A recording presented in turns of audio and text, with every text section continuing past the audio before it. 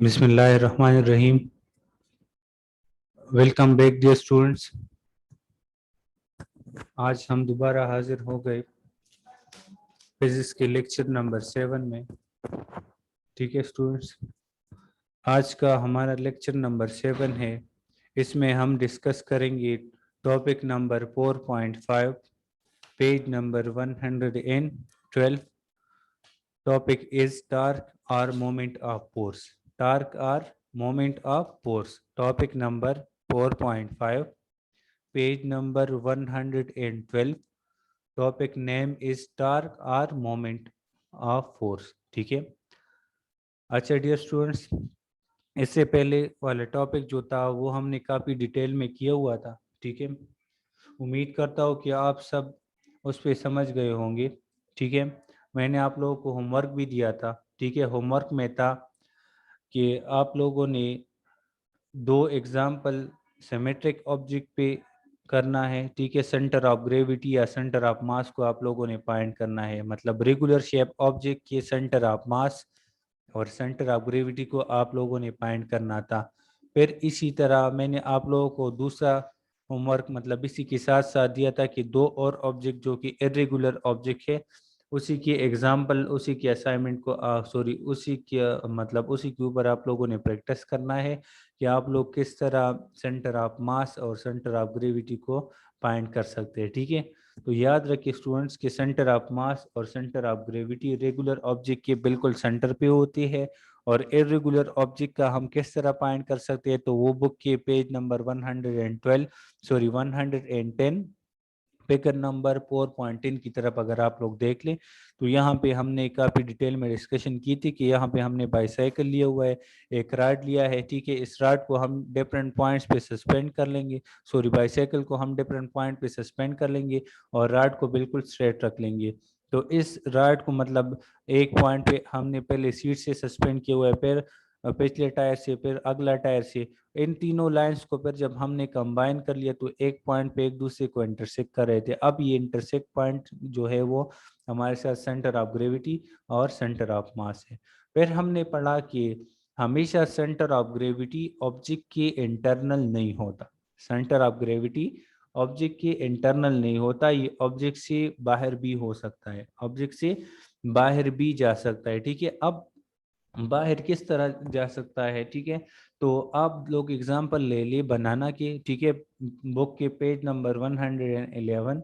ठीक है, figure number 4.11 की तरफ आप देख ले। फिगर 4.11 में आप लोग ए नंबर की तरफ देख ले, बनाना के शेप आप लोगों को नजर आ रहा है। ठीक है, तो यहाँ पे सेंटर ऑफ ग्रेविटी जो है या सेंटर ऑफ मास जो है वो आउटसाइड द बॉडी है। याद रखिए कि जो ऑब्जेक्ट बेंड है तो उसी के जो सेंटर ऑफ मास होगी या सेंटर ऑफ ग्रेविटी होगी वो क्या होगी, वो चेंज होगी, मतलब वो बाहर होगी, इंटरनल नहीं होगी।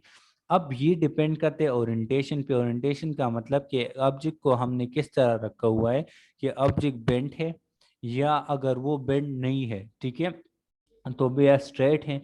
तो याद रखिए जब ऑब्जेक्ट बिल्कुल स्ट्रेट हो तो उसका जो सेंटर ऑफ मास होगा या सेंटर ऑफ ग्रेविटी होगी वो बिल्कुल ऑब्जेक्ट की इंटरनल होगी। ठीक है, या ऑब्जेक्ट के और सॉरी ऑब्जेक्ट को हमने बेंड कर लिया। फिगर 4.11 बी की तरफ देख ली तो एक लेग को हमने बिल्कुल स्ट्रेट रखा हुआ है, दूसरे को हमने बेंड किया हुआ है, तो बेंडिंग वाला जो centre of mass centre of gravity होगी वो क्या होगी, वो चेंज होगी। ठीक है, तो ये हमारा कल का टॉपिक था कि हम centre of mass centre of gravity regular object irregular object को किस तरह फाइंड कर सकते हैं, centre of mass centre of gravity outside या इनसाइड किस तरह आ सकता है। ठीक है, तो याद रखिए स्टूडेंट्स की ये था हमारे साथ centre of gravity centre of mass. Centre of gravity और सेंटर ऑफ मास का हमारे साथ बहुत ज़्यादा मतलब लिंक है। ठीक है, अब लिंक किस तरह है, अब सेंटर ऑफ मास और सेंटर ऑफ ग्रेविटी दोनों सेम कब होंगे? ठीक है, याद रखिए स्टूडेंट्स के दोनों जब हमारे साथ सेम होते हैं। ठीक है, जब ऑब्जेक्ट बहुत ज़्यादा स्मॉल हो, मास क्या हो, स्मॉल हो। दूसरा ये कि ऑब्जेक्ट हमारे साथ सेम मतलब एक खास हाइट पे हो, हाइट हम चेंज ना करें, अगर हाइट को हम चेंज कर ले तो सेंटर ऑफ मास में भी चेंज हो सकती है, सॉरी सेंटर ऑफ मास में चेंज नहीं आ सकता क्योंकि मास कांस्टेंट है, लेकिन वेट चेंज होता है। जब वेट चेंज हो जाए तो हमारे साथ उसके साथ साथ सेंटर ऑफ ग्रेविटी भी चेंज हो सकती है। ठीक है बेटा। अच्छा बेटा, आप लोग अब नेक्स्ट टॉपिक निकाल ले, फिगर अपने बुक खोल ले। ठीक है, page number 112, topic number 4.5, torque और moment of force. Figure 4.5 torque और मोमेंट ऑफ फोर्स को आप लोग ओपन कर दे। ठीक है बेटा, बुक पेज नंबर 112 की तरफ आप देख लिए। 112 और टॉपिक नंबर है हमारे साथ, यहाँ भी तो शो नहीं होता लेकिन 4.5 में बता रहा हूँ, टार्क और मोमेंट ऑफ फोर्स है। ठीक है, अब टार्क क्या है स्टूडेंट्स, मोमेंट ऑफ फोर्स क्या है। ठीक है, सबसे पहले तो मैं ये आप लोगों को एक्सप्लेन कर दूं कि टार्क और मोमेंट ऑफ फोर्स दोनों का मतलब एक ही है।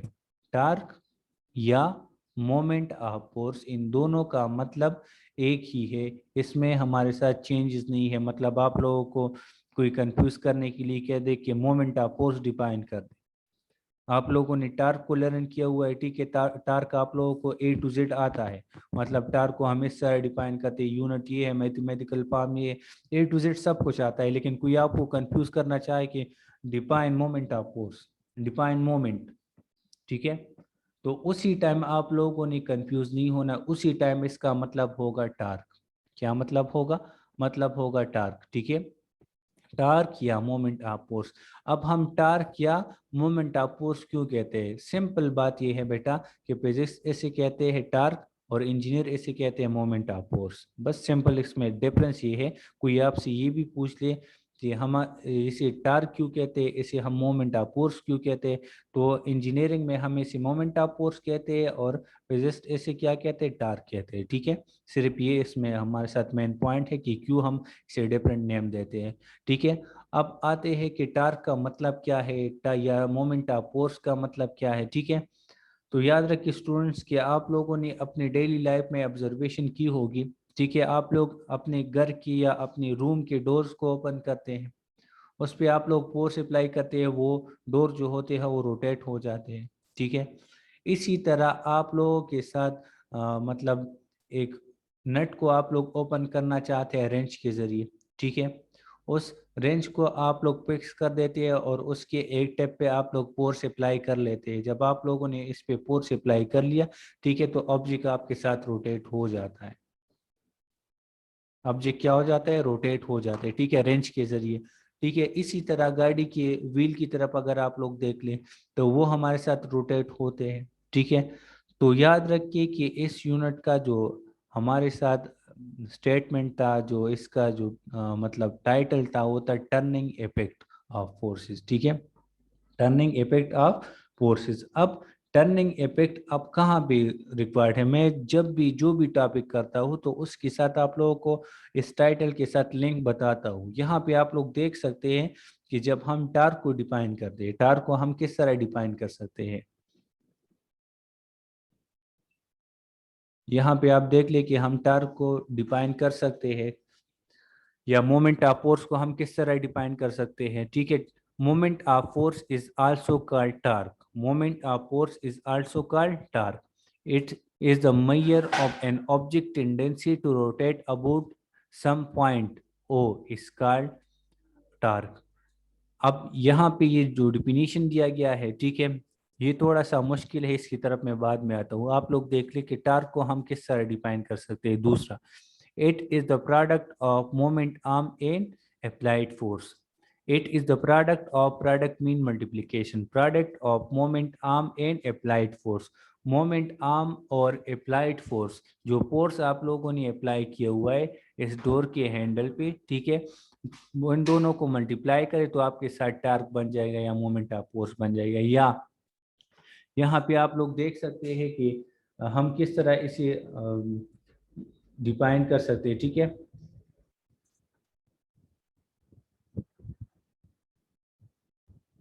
अच्छा बेटा, इसको हम इस तरह भी डिफाइन कर सकते हैं, turning effect of a force applied to a body is called torque. ठीक है, turning effect of a force applied to a body, turning effect, turning effect, एक ऑब्जेक्ट में टर्निंग इफेक्ट क्रिएट हो जाए, ठीक है, जब हम उस पे फोर्स अप्लाई कर दे, एक ऑब्जेक्ट पे या एक बॉडी पे जब हम फोर्स अप्लाई कर दे और वो एक खास पॉइंट से एक खास एक्सिस से रोटेट हो जाए, वो एक खास पॉइंट या एक खास एक्सिस से रोटेट हो जाए, तो उसे हम क्या कहते हैं, टार्क कहते हैं या मोमेंट ऑफ फोर्स कहते हैं, ठीक है। अब टार्क को हम इस तरह भी डिफाइन कर सकते हैं, torque is the product of moment arm in applied force. Torque is the product of moment arm in applied force. Moment arm और applied force को जब हम मल्टीप्लाई करते हैं तो इसे हम क्या कहते हैं, टार्क कहते हैं। आप लोगों के जहन में होगा कि मोमेंट आर्म का मतलब क्या है, इसकी तरफ मैं आता हूँ। जस्ट आप लोगों ने यहाँ पे देखना ये है कि टार्क को हम किस तरह डिफाइन करते हैं। मोमेंट ऑफ फोर्स या सॉरी मोमेंट आर्म की तरफ मैं आ रहा हूँ कि मोमेंट आर्म एक्चुअली है क्या चीज, ठीक है बेटा। it is measure of the object tendency to rotate about some point O is called torque या is called moment of force। हम किस तरह डिफाइन कर सकते हैं, it is the object tendency के ऑब्जेक्ट कितना रोटेट होता है एक पॉइंट से, एक खास एक्सिस से, एक ऑब्जेक्ट कितना रोटेट होता है, इसे हम क्या कहते हैं, मोमेंट ऑफ फोर्स कहते हैं या टार्क कहते हैं। या आप लोग अपने बुक की तरफ देख ले, ठीक है, बुक में जो फर्स्ट पैराग्राफ पे आप लोगों को के साथ दिया गया है, turning effect produce in a body about apex point due to applied force is called torque और मोमेंट ऑफ फोर्स। ये बोर्ड लेटर में लिखा गया है, सेकंड लाइन में पेज नंबर 112 पे सेकंड लाइन पे दिया गया है, ठीक है, टार्क और मोमेंट ऑफ फोर्स। यहाँ पे देख ली, turning effect produce in a body about apex point due to applied force, about apex point due to applied force, applied force की वजह से टर्निंग इफेक्ट क्रिएट हो जाए एक ऑब्जेक्ट में, ठीक है, एक फिक्स्ड पॉइंट से, एक खास पॉइंट से, एक खास एक्सिस से, उसे हम क्या कहते हैं, टार्क कहते हैं। उसे हम क्या कहते हैं, उसे हम कहते हैं टार्क, ठीक है बेटा। टार्क को हमने डिफाइन कर लिया, ठीक है। अब आते हैं कि टार्क को तो हमने डिफाइन कर लिया, अब इस टार्क में टर्म यूज होते हैं मोमेंट आर्म और अप्लाइड फोर्स, ठीक है। अब मोमेंट आर्म क्या है, अप्लाइड फोर्स क्या है, तो सबसे पहले हम देखते हैं कि टार्क को हम किस चीज से डिनोट करते हैं, टा से हम डिनोट करते हैं, जो कि राइट किया जाता है किस चीज के जरिए, बिल्कुल टी की तरह होता है, लेकिन ये इटैलिक वर्ड है जो कि टी से थोड़ा सा मुख्तलिफ है, ठीक है। आप लोग अपने बुक की तरफ भी देख सकते हैं, ठीक है, figure page number page number 112 पे example number 4 equation number 4.7 given है, ठीक है। इसकी तरफ आप लोग देख ले तो टी की तरह एक सिंबल आप लोगों को नजर आएगा एक साइड पे, तो इसे हम रिप्रेजेंट करते हैं किस चीज से, टा से, जिसे हम क्या कहते हैं, टा कहते हैं, ठीक है। अच्छा बेटा, यहाँ पे मैथमेटिकल फॉर्म क्या होगा, it is clear from the definition. Definition में हमने पढ़ा, ठीक है, कि टार्क बराबर है मोमेंट ऑफ फोर्स, या टार्क बराबर है, वो बराबर है moment arm multiply by applied force. Mathematical form में हम किस तरह राइट कर सकते हैं कि टार्क या मोमेंट आर्म टार्क या मोमेंट ऑफ फोर्स बराबर है, ठीक है। आप देख लें, moment of force is equal to moment arm multiply by applied force, moment of force is equal to moment arm multiply by applied force. दोनों को जब हम मल्टीप्लाई करें, मोमेंट आर्म या अप्लाइड फोर्स को जब हम मल्टीप्लाई करें, तो हमारे साथ क्या बनता है, टार्क बनता है या मोमेंट ऑफ फोर्स बनती है, ठीक है। अब याद रखिए स्टूडेंट्स के मोमेंट आर्म हम किस चीज को कहते हैं, ठीक है। यहाँ पर मोमेंट, जी बिल्कुल, मोमेंट आर्म, मैं मोमेंट आर्म की को आप लोगों को एक्सप्लेन कर दूं कि मोमेंट आर्म एक्चुअली है क्या चीज, क्योंकि आप मैं जितनी बार भी आप लोगों को कह दूं कि मोमेंट आर्म ये मोमेंट आर्म वो, तो आप लोग कंफ्यूज होंगे कि इसका मतलब क्या है, सर हमें तो पता नहीं, और आप कह रहे हैं कि मोमेंट आर्म इस तरह और मोमेंट आर्म उस तरह। तो अपने कंप्यूटर की स्क्रीन या लैपटॉप या फोन की स्क्रीन की तरफ देखें, ठीक है। मोमेंट आर्म क्या है, it is the perpendicular distance between axes of rotation, it is the perpendicular distance between axes of rotation in applied force, perpendicular distance between applied force और axis of rotation से जितना distance है, कब कहाँ तक, जहां तक हमने फोर्स अप्लाई किया हुआ है उसी पॉइंट तक जितना डिस्टेंस है उसे हम क्या कहते हैं, मोमेंट आर्म कहते हैं, ठीक है। अब किस तरह हम कहते हैं, अपने बुक के पेज नंबर 112 पे फिगर नंबर 4.12 की तरफ देख ली। यहाँ पे ये डोर का आप लोगों को नजर आ रहा है, ठीक है। अब ये डोर का बिल्कुल हमारे साथ क्या है, एक्सिस है, जो मैंने कलर किया ये क्या है, एक्सिस है। अब आप लोगों को ये ब्लू नजर आ रहा है बेटा, डियर स्टूडेंट्स, आप लोगों को ये ब्लू कलर, ये ब्लू एरो नजर आ रहा है, ठीक है। इसलिए हम क्या कहते हैं, इस ब्लू एरो को हम कहते हैं मोमेंट आर्म कहते हैं। इस ब्लू एरो को हम क्या कहते हैं, मोमेंट आर्म कहते हैं, ठीक है। इस एक्सिस से लेकर जहां तक जिस पॉइंट पे हम फोर्स अप्लाई कर रहे हैं उसी पॉइंट तक ये हमारे साथ क्या है, मोमेंट आर्म क्या है, मोमेंट आर्म है, ठीक है। याद रखिए स्टूडेंट्स के एक्सिस से लेकर जहां तक हम जिस पॉइंट पे हम फोर्स अप्लाई कर रहे हैं उस पॉइंट तक हमारे साथ क्या है, मोमेंट आर्म है, क्या है, मोमेंट आर्म है। अब ये आप देख ली, यहाँ पे हमने फोर्स अप्लाई किया हुआ है, ये रेड आप लोगों को बिल्कुल नजर आ रहा है। रेड क्या है, रेड हमारे साथ फोर्स है, रेड क्या है, हमारे साथ फोर्स है, जो कि बिल्कुल एक दूसरे के साथ परपेंडिकुलर है, जो बिल्कुल एक दूसरे के साथ क्या है, परपेंडिकुलर है, ठीक है। फोर्स और मोमेंट आर्म बिल्कुल एक दूसरे के साथ परपेंडिकुलर है। तो इसी वजह से हम कहते हैं कि applied force multiply by moment arm is equal to torque. Applied force multiply by moment arm is equal to what, is equal to torque या मोमेंट आर्म फोर्स। इसे हम लीवर आर्म भी कह सकते हैं, इसे हम डी से या आर से रिप्रेजेंट करते हैं, डिस्टेंस है, ठीक है। मतलब क्या है, एक्सिस से लेकर जहां तक जिस पॉइंट पे हम फोर्स अप्लाई करते हैं उसी पॉइंट तक ये हमारे साथ क्या है, मोमेंट आर्म है, एक खास लेंथ है। इसे हम डी से भी रिप्रेजेंट कर सकते हैं और आर से भी हम इसे रिप्रेजेंट कर सकते हैं। एक और एग्जांपल बेट यहाँ पे आप लोग देख ले, एक्सिस ऑफ रोटेशन, ठीक है, एक्सिस ऑफ रोटेशन, और जहां तक हम फोर्स अप्लाई करें, ठीक है, ये फोर्स अपवर्ड की तरफ है और ये बिल्कुल या ईस्ट की तरफ या वेस्ट की तरफ आप लोग ले सकते हैं। ये हमारे साथ क्या है, एक्सिस है, ठीक है। एक्सिस से लेकर यहाँ तक जो जिस पॉइंट पे हम फोर्स अप्लाई कर रहे हैं, ठीक है, ये हमारे साथ क्या है, ये बिल्कुल परपेंडिकुलर है, ठीक है। अब यहाँ पे जब परपेंडिकुलर आ जाए तो इसमें टर्निंग क्रिएट हो जाएगी, ठीक है। जब इसमें टर्निंग क्रिएट हो जाएगी तो हमारे साथ क्या होगा, यहाँ पे टार्क क्रिएट हो जाएगा, ठीक है। एक और एग्जांपल आप लोग ले लें, यहाँ पे आप लोग देख लें कि इस नट को हम खोलना चाहते हैं, ठीक है बेटा। अब इस नट को खोलने के लिए यहाँ पे हमने रेंज दिया हुआ है, ठीक है। ये इस रेंज का मोमेंट आर्म क्या है, इस नट से लेकर जिस पॉइंट पे हम फोर्स अप्लाई कर रहे हैं, इस नट से लेकर जिस पॉइंट तक हम फोर्स अप्लाई कर रहे हैं, ये क्या है, इसी का मोमेंट आर्म है। और जिस पॉइंट पे हम फोर्स अप्लाई कर रहे हैं, ठीक है, जिस पॉइंट पे हम क्या कर रहे हैं, फोर्स अप्लाई करें, ठीक है, उसी पॉइंट तक ये हमारे साथ क्या है, मोमेंट आर्म है। आई थिंक आप लोगों को मोमेंट आर्म का समझ आया होगा, ठीक है। अब हम अपने टॉपिक की तरफ बढ़ते हैं, ठीक है। कि मोमेंट आर्म का आप लोगों को काफी डिटेल में मैंने बता दिया, ठीक है। इंशाल्लाह और भी आगे एक्सप्लेन हो जाएगा, ठीक है। Distance between axis of rotation and applied force, applied force और एक्सिस ऑफ रोटेशन के दरमियान जितना डिस्टेंस है उसे हम क्या कहते हैं, मोमेंट आर्म कहते हैं, ठीक है। अब आते हैं अपनी इक्वेशन की तरफ की, इक्वेशन ऑफ टार्क हम किस तरह निकाल सकते हैं। टार्क बराबर है moment arm multiply by applied force, ठीक है। टार्क को हम रिप्रेजेंट करते हैं टा से। टार्क हमारे साथ कौन सी क्वांटिटी है, वेक्टर क्वांटिटी है, ये भी मैं आप लोगों को बता दूं कि ठीक है, टार्क हमारे साथ कौन सी क्वांटिटी है, वेक्टर क्वांटिटी है। Tau is equal to r cross F, ठीक है, आर क्रॉस एफ। यहाँ पे ये क्या है, टी हमने लिया हुआ है, लेकिन यहाँ पे टा नहीं बनता था, इसी वजह से हमने टी लिया हुआ है, ठीक है बेटा। इसमें आप लोगों ने कंफ्यूज नहीं होना। टा अपनी बुक की तरफ देख ले, इक्वेशन नंबर 4.7 की तरफ, तो यहाँ पे आप लोगों को टा नजर आ जाएगा, tau is equal to F multiply by d. तो यहाँ पे टा नहीं बनता था इस स्लाइड में मेरे साथ, तो इसी वजह से मैंने नहीं राइट किया हुआ है, ठीक है।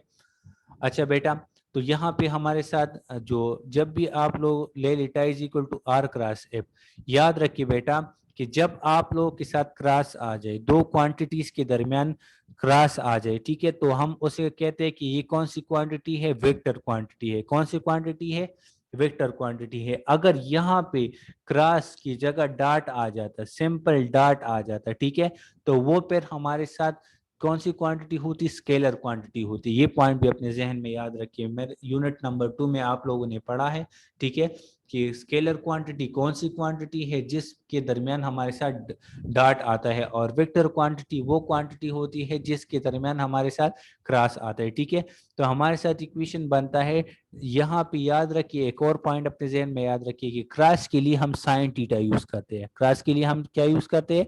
साइन थीटा यूज करते हैं। आप लोगों के जहन में आएगा कि हम साइन थीटा क्यों यूज करते हैं, तो साइन थीटा हम परपेंडिकुलर डिस्टेंस के लिए यूज करते हैं कि फोर्स और मोमेंट आर्म दोनों एक दूसरे के साथ क्या है? परपेंडिकुलर है। फोर्स और मोमेंट आर्म एक दूसरे के साथ क्या है? परपेंडिकुलर है। इस परपेंडिकुलर होने की वजह से हमने क्या लिया हुआ है? यहाँ पे ये साइन थीटा लिया हुआ है। ठीक है बेटा, अच्छा तो इक्वेशन बन जाएगा tau is equal to r F sine of theta. R F sine of theta, sine theta हम क्यों लेते हैं? क्योंकि दोनों के दरमियान परपेंडिकुलर है, मतलब फोर्स और मोमेंट आर्म के दरमियान जो एंगल बनती है वो 90 डिग्री एंगल है, और 90 डिग्री एंगल को हम परपेंडिकुलर से रिप्रेजेंट करते हैं, और परपेंडिकुलर से रिप्रेजेंट करने की वजह से हम यहाँ पे साइन थीटा लेते हैं। ठीक है, अब याद रखिए बेटा कि torque play the same role in rotation as force the same role in translation. अब टार्क जो है वो सेम रोल प्ले कर रहे हैं, जिस तरह फोर्स हम एक ऑब्जेक्ट पे लगा दे और उसमें ट्रांसलेटर मोशन क्रिएट हो जाए। अब टार्क क्या है? Force produce linear acceleration in the body. Translatory motion की वजह से हमारे साथ जो एक्सेलरेशन प्रोड्यूस होगी वो बिल्कुल लीनियर होगी, वो हमारे साथ बिल्कुल स्ट्रेट लाइन मोशन होगी। अब टार्क की वजह से होगी वो रोटेशन होगी। Torque play the same role in rotation as force apply the same role in translation. Torque और फोर्स के दरमियान जो रिलेशन है वो क्या है कि टार्क हमारे साथ सेम रोल अप्लाई कर रहा है, लेकिन टार्क क्रिएट होती है रोटेशन मोशन में। और अब फोर्स हम हर एक चीज पे लगा सकते हैं, चाहे उसमें रोटेशन क्रिएट हो जाए या वो स्ट्रेट लाइन मोशन करे। ठीक है, तो अब एक ऑब्जेक्ट पे हम फोर्स अप्लाई करें और वो बिल्कुल स्ट्रेट लाइन मोशन करे, तो उसे हम क्या कहते हैं कि इस ऑब्जेक्ट पे हमने फोर्स अप्लाई किया हुआ है और इसने लीनियर डिस्टेंस कवर किया हुआ है, इसमें जो एक्सेलरेशन क्रिएट हो गई है उसको हमारे साथ कौन सी एक्सेलरेशन है? Linear acceleration. While torque produce angular acceleration in a body. Torque जब एक ऑब्जेक्ट पे टार्क क्रिएट हो जाए तो वो हमारे साथ एंगुलर एक्सेलरेशन क्रिएट करता है। ठीक है, अब एंगुलर एक्सेलरेशन का मतलब क्या है? एंगुलर निकला हुआ है बेटा एंगल से। किस चीज से? एंगल से। आप लोगों के जहन में होगा कि एंगुलर का मतलब क्या है? एंगुलर निकला है एंगल से, जिसमें हमारे साथ हर एक पॉइंट पे एंगल चेंज होते हैं। अब एंगल कब चेंज होगी? जब ऑब्जेक्ट रोटेट होगा, जब ऑब्जेक्ट में टर्निंग इफेक्ट क्रिएट होगी, तब हमारे साथ एंगल चेंज होगा। ठीक है, तो हमारे साथ टार जो होगा वो एंगुलर एक्सेलरेशन क्रिएट करेगा और फोर्स जो होगा वो लीनियर एक्सेलरेशन क्रिएट करेगा। ठीक है, ये है हमारे साथ फोर्स ट्रांसलेटरी मोशन में, और टार्क जो है वो रोटेटरी मोशन में सेम रोल अप्लाई कर रहे हैं। ठीक है, ये भी हो गया। यूनिट ऑफ टार्क हमारे साथ क्या है? ठीक है, इक्वेशन से हम इजीली निकाल सकते हैं। टा बराबर है आर क्रॉस एफ। टा बराबर है आर क्रॉस एफ। स्लाइड की तरफ अगर आप लोग देख लें तो टा बराबर है आर क्रॉस एफ। अब आर हमारे साथ क्या है? लेंथ है, डिस्टेंस है। आर की भी अपनी यूनिट है मीटर, और फोर्स का अलग यूनिट है newton. Newton metre multiply by newton को जब आप लोग मल्टीप्लाई करें तो टार्क का यूनिट बन जाएगा मीटर न्यूटन, या आप लोग कह सकते हैं न्यूटन मीटर। क्या कह सकते हैं? Newton metre. टार्क का यूनिट क्या है? न्यूटन मीटर हमारे साथ यूनिट है टार्क का। ठीक है, टार्क का यूनिट क्या है? Newton metre. ये अपने जहन में याद रखिए, इंसान कंफ्यूज होता है कि टार्क का यूनिट क्या है? न्यूटन मीटर है। ठीक है, अच्छा बेटा नेक्स्ट, टार्क के ऊपर हमारे साथ कौन कौन से फैक्टर डिपेंड करे? ठीक है, फैक्टर ऑफ टार्क। टार्क के ऊपर हमारे साथ कौन कौन से फैक्टर डिपेंड करे? ठीक है, तो it mean the torque depend on the following factors. ठीक है, टार्क किस चीज पे डिपेंड करे? फॉलोइंग फैक्टर पे डिपेंड करे। फर्स्ट नंबर जो है मैग्नीट्यूड ऑफ अप्लाइड फोर्स, कि आप लोगों ने अप्लाइड फोर्स कितना अप्लाई किया हुआ है। क्या अप्लाइड फोर्स ग्रेटर है? अप्लाइड फोर्स क्या है? ग्रेटर है, तो टार्क ज्यादा क्रिएट होगा। अगर अप्लाइड फोर्स कम है तो टार्क क्या होगा? कम क्रिएट होगा। लेंथ ऑफ मोमेंट आर्म, अगर आपके साथ मोमेंट आर्म ग्रेटर है, लेंथ ऑफ मोमेंट आर्म का लेंथ क्या है? ग्रेटर है, तो आपके साथ टार्क भी ग्रेटर क्रिएट होगा। अगर लेंथ ऑफ मोमेंट आर्म कम है तो आपके साथ टार्क भी क्या होगा? कम क्रिएट होगा। तीसरा किस चीज पे डिपेंड करता है? Angle between force end moment arm depend करता है। एंगल और अप्लाइड फोर्स और मोमेंट आर्म के दरमियान एंगल कितना है, इस पे हमारे साथ डिपेंड करता है। ठीक है, तो फिर आते हैं मोमेंट आर्म फर्स्ट क्या है, मोमेंट आर्म और टार्क का एक दूसरे के साथ रिलेशन क्या है। ठीक है, मोमेंट आर्म तो आप लोगों को समझ आया होगा, ठीक है। Moment arm, it is the perpendicular distance between axis of rotation and applied force. Perpendicular distance between axis of rotation और applied force के दरमियान जो perpendicular distance है उसे हम क्या कहते हैं, moment arm कहते हैं, ठीक है। Torque is directly proportional to moment arm. Torque और moment arm के दरमियान रिलेशन क्या है, डायरेक्ट है। आप लोग यहाँ पे देख सकते हैं, अगर हम फोर्स को कांस्टेंट कर दे तो टार्क और मोमेंट आर्म के दरमियान जो रिलेशन है वो क्या है, वो डायरेक्ट हो जाएगी, ठीक है। टार्क और मोमेंट आर्म के दरमियान रिलेशन क्या है, डायरेक्ट है। अगर to moment arm greater the moment arm larger will be the torque. अगर हमारे साथ मोमेंट आर्म लार्जर है तो टार्क भी क्या होगी, लार्जर होगी। दूसरा किस चीज पे डिपेंड करता है, अप्लाइड फोर्स पे डिपेंड कर लेता है। Torque is directly proportional to applied force. When the applied force is larger torque will also be larger. अगर हमारे साथ अप्लाइड फोर्स लार्जर है तो टार्क भी हमारे साथ लार्जर होगी, टार्क भी हमारे साथ ग्रेटर होगी। क्यों ग्रेटर होगी, अगर आप लोग मोमेंट आर्म को कांस्टेंट रख के और टार्क और फोर्स के दरमियान रिलेशन को देख ले तो ये हमारे साथ रिलेटेड है, डायरेक्टली रिलेशन है इन दोनों के दरमियान, ठीक है। तो ये हो गया हमारे साथ टार्क और मोमेंट आर्म और फोर्स के दरमियान रिलेशन। के टार्क और मोमेंट आर्म का एक दूसरे के साथ डायरेक्ट रिलेशन है, टार्क और फोर्स के साथ एक दूसरे के साथ डायरेक्ट रिलेशन है। यहाँ पे ये टर्म यूज होता है अप्लाइड फोर्स, तो इसमें भी आप लोगों ने कंफ्यूज नहीं होना है। अप्लाइड फोर्स का मतलब कि हमने कितना फोर्स अप्लाई किया हुआ है, ठीक है, इसी वजह से हम इसे अप्लाइड फोर्स कहते हैं, ठीक है। अब angle between applied force end moment arm, अब एंगल कितनी होगी कि अप्लाइड फोर्स और मोमेंट आर्म के दरमियान, ठीक है। तो torque also depend on the angle between the force end moment arm. Force और मोमेंट आर्म के दरमियान एंगल पे डिपेंड करता है टार्क, ठीक है। अब एंगल अगर 0 डिग्री हो जाए तो टार्क कितनी क्रिएट होगी, अगर एंगल 180 डिग्री हो जाएगी तो टार्क कितना क्रिएट हो जाएगा, अगर एंगल 90 डिग्री बन जाएगी तो टार्क कितना क्रिएट होगा, ठीक है। तो याद रखिए स्टूडेंट्स कि आप लोगों के साथ मैक्सिमम टार्क कब होगा, मिनिमम टार्क कब होगा। मैक्सिमम का मतलब ज्यादा टार्क और मिनिमम का मतलब कम से कम, ठीक है।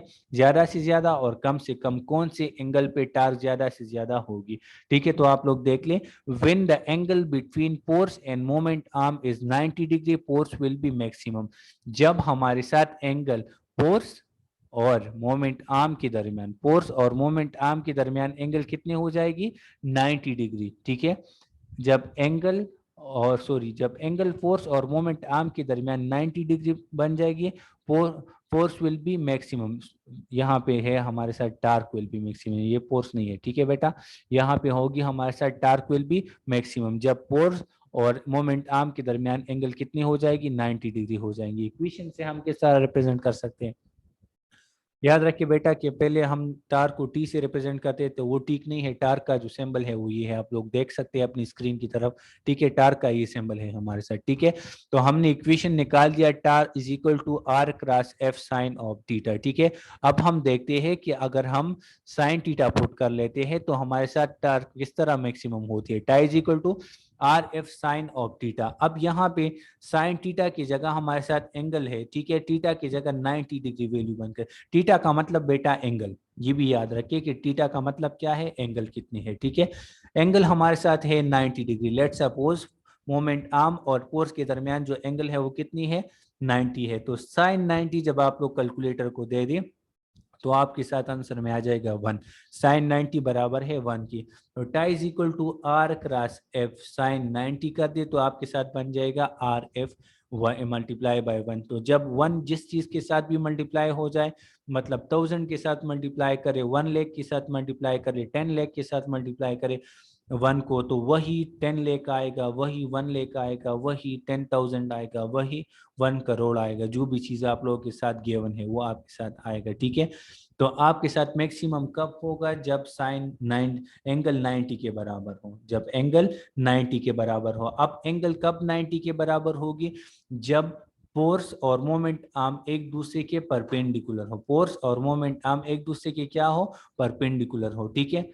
So when angle is 90 between the force and moment arm, torque is maximum. Torque क्या होगा, मैक्सिमम होगा कब, जब फोर्स और मोमेंट आर्म के दरमियान एंगल 90 डिग्री हो जाएगी। एक और पॉइंट की तरफ देख ले, मिनिमम टार्क कब होगी, when the angle between pores and moment arm is 0 degree और 180 डिग्री।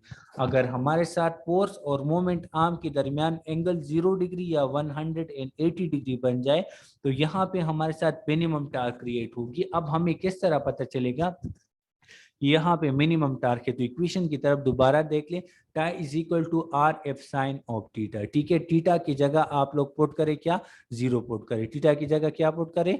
0 पुट करें। आप लोगों ने 0 पुट कर ली। ठीक है, तो यहाँ पे साइन 0 जब आप लोग कैलकुलेटर को दे दे, खुद आपके साथ कैलकुलेटर होगा, बिल्कुल अभी कर ले। ठीक है, साइन एंगल 0 दे दे तो आपके साथ वैल्यू 0 आ जाएगी। ठीक है, तो tau is equal to r F into 0। अब 0 हमारे साथ इस तरह की क्वांटिटी है जिसके साथ जो भी चीज मल्टीप्लाई हो जाए तो वो टर्म 0 बन जाता है। चाहे आपके साथ 1 करोड़ हो, 1 लाख हो, 10 करोड़ हो, 10 मिलियन हो, उसके साथ 0 के साथ मल्टीप्लाई करें तो वो पूरा टर्म आपके साथ 0 बन जाता है। ठीक है, अब आर एफ मल्टीप्लाई बाय 0 तो क्या बन जाएगा? टार्क 0 हो जाएगा, मतलब ऑब्जेक्ट रोटेट नहीं होगा। जब ऑब्जेक्ट रोटेट नहीं होगा तो टार्क उसमें क्रिएट नहीं होगा। अब अगर हम एंगल को 180 डिग्री कर दे, अगर हम थीटा को क्या कर दे 180 डिग्री कर ले तो हमारे साथ एंगल किस तरह बनेगी? ठीक है, तो यहाँ पे याद रखिए tau is equal to r F sine of theta. R F sine of theta, theta की जगह पे 180 पुट कर ले। ठीक है,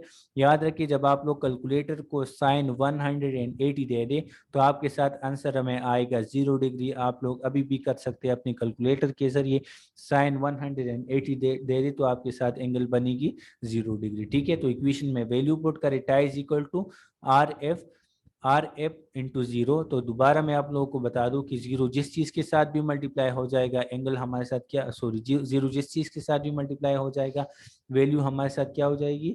0 हो जाएगी। मतलब टर्निंग इफेक्ट क्रिएट नहीं होता। जब टर्निंग इफेक्ट क्रिएट नहीं होता तो हमारे साथ टार्क भी क्रिएट नहीं होता। जब टार्क क्रिएट नहीं होगा तो जाहिर सी बात है टार्क क्या होगा?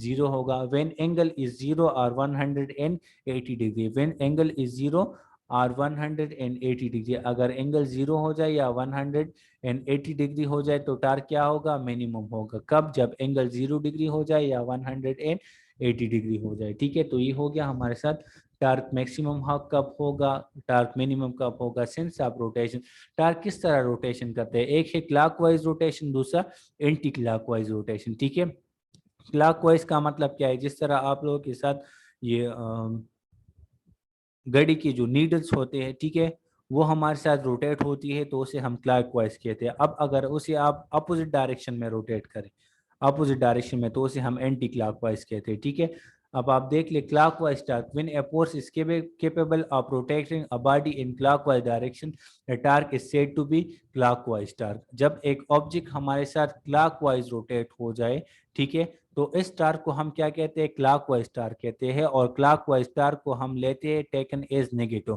क्लॉकवाइज टार्क को हम किस तरह लेते हैं? नेगेटिव। उसके साथ जब ऑब्जेक्ट रोटेशन करेगा क्लॉकवाइज तो उसके साथ उसके वैल्यू के साथ नेगेटिव साइन लगेगी। जब नेगेटिव साइन लग जाए, याद रखिए स्टूडेंट्स, जब नेगेटिव साइन लग जाए तो आप लोगों के जहन में ये मस्ट आना चाहिए कि वहां पे जो टार्क क्रिएट हो गया है वो कौन सा टार्क है?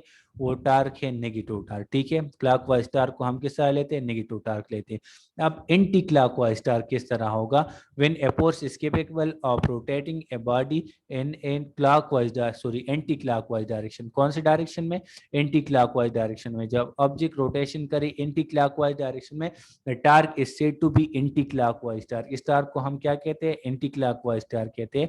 और एंटी क्लॉकवाइज टार्क को हम किस तरह लेते हैं? पॉजिटिव लेते हैं। इस पे एमसीक्यूज भी आ सकता है बेटा कि क्लॉकवाइज टार्क को हम किस तरह लेते हैं? क्लॉकवाइज टार्क को हम नेगेटिव लेते हैं। ठीक है, और क्लॉकवाइज टार्क के साथ नेगेटिव सिंबल आएगा, एंटी क्लॉकवाइज टार्क के साथ पॉजिटिव सिंबल आएगा। ठीक है, यहाँ पे आप लोग देख सकते हैं, जब आप लोग आगे इंशाल्लाह पढ़ोगे तो आपके साथ जो सिंबल होगा, जो रिप्रेजेंटेशन होगी टार्क की, वो आप लोग एन से करोगे। ठीक है, यहाँ पे प्लस एन आप लोगों को नजर आता है और यहाँ पे आप लोगों को टार्क का डायरेक्शन का भी पता चल जाता है कि टार्क का जो डायरेक्शन है वो एंटी क्लॉकवाइज है। वो क्या है? एंटी क्लॉकवाइज है। यहाँ पे आप लोग देख ले नेगेटिव साइन है। ठीक है, लेकिन ये ऑब्जेक्ट किस डायरेक्शन में मोशन कर रही है? ऑब्जेक्ट मोशन कर रही है क्लॉकवाइज डायरेक्शन में मोशन कर रही है। ठीक है, जब क्लॉकवाइज डायरेक्शन में मोशन कर ले तो हमारे साथ एंटी क्लॉकवाइज, सॉरी नेगेटिव हम लेते हैं। जब क्लॉकवाइज डायरेक्शन में मोशन करे सॉरी जब एंटी क्लॉकवाइज डायरेक्शन में ऑब्जेक्ट मोशन करे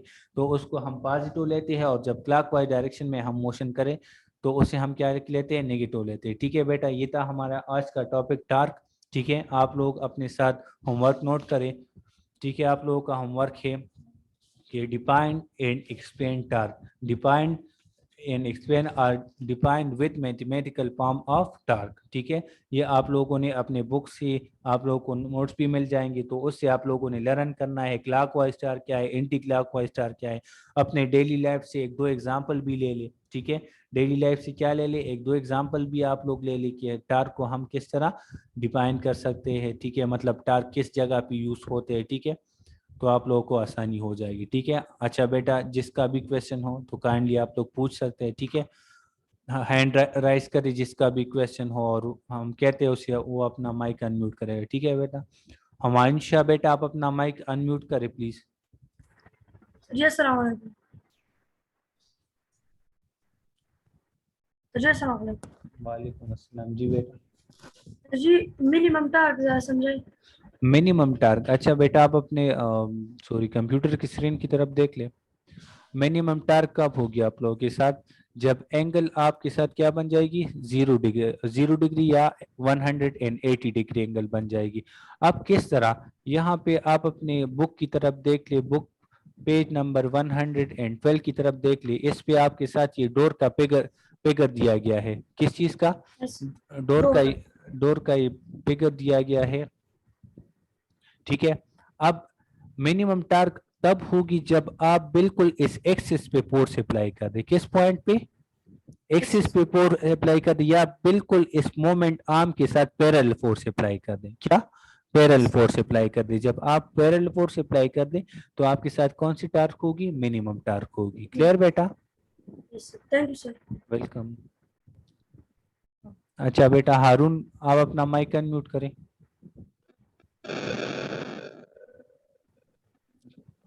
जी बेटा।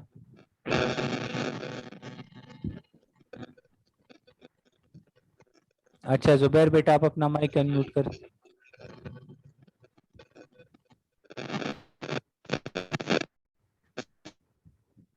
हारून बेटा आपका वॉइस क्लियर नहीं है।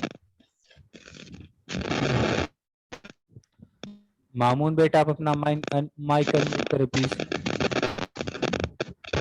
यार वो फैक्टर समझ में नहीं आया। कौन सा वाला बेटा, दूसरा वाला फैक्टर जो आपने कहा था कि जी वो मूवमेंट वाला था कि कौन सा वाला था। तो बता दे बेटा ना। आपने जो फैक्टर्स तीन बताए थे उसमें दूसरा वाला समझ में नहीं आया। अच्छा बेटा आप देख लियो, मैं आपको दिखा रहा हूँ। ठीक है,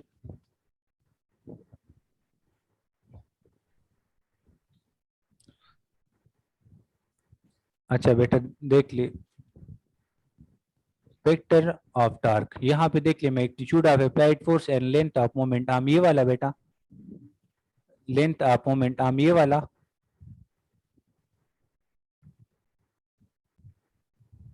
हारून, अच्छा बेटा लेंथ ऑफ मोमेंट आर्म हम किस तरह ले सकते हैं। ठीक है, लेंथ ऑफ मोमेंट आर्म, अगर आप लोगों के साथ मोमेंट आर्म ग्रेटर है, मोमेंट आर्म का लेंथ ज्यादा है, ठीक है, तो आपके साथ फोर्स सॉरी टार्क जो क्रिएट होगी वो ज्यादा होगी। किस तरह, आप लोग देख ले अपने बुक के पेज नंबर 112 पे जो फिगर दिया गया है, फिगर 4.12, अगर ये डिस्टेंस आप लोगों के साथ ज्यादा है, ये डिस्टेंस आप लोग को नजर आ रही है एक्सिस से लेकर जहां तक हम फोर्स अप्लाई करें, अगर इनके दरमियान डिस्टेंस ज्यादा है तो आपके साथ टार्क जो क्रिएट होगी वो क्या होगी, ज्यादा क्रिएट होगी। ठीक है, तो ये वाला सेकंड टर्म था बेटा। अच्छा अगर किसी और का क्वेश्चन हो तो पूछ सकते हैं बेटा प्लीज। एहतशाम बेटा आप अपना माइक अनम्यूट करें। एक्सक्यूज मी सर, ये दूसरे फैक्टर पे जरा समझाएं। दूसरे फैक्टर पे, अच्छा बेटा ये मोमेंट, दूसरा फर्स्ट मोमेंट और तीन वाला। फर्स्ट और थर्ड नंबर। Yes sir. अच्छा बेटा देख लियो,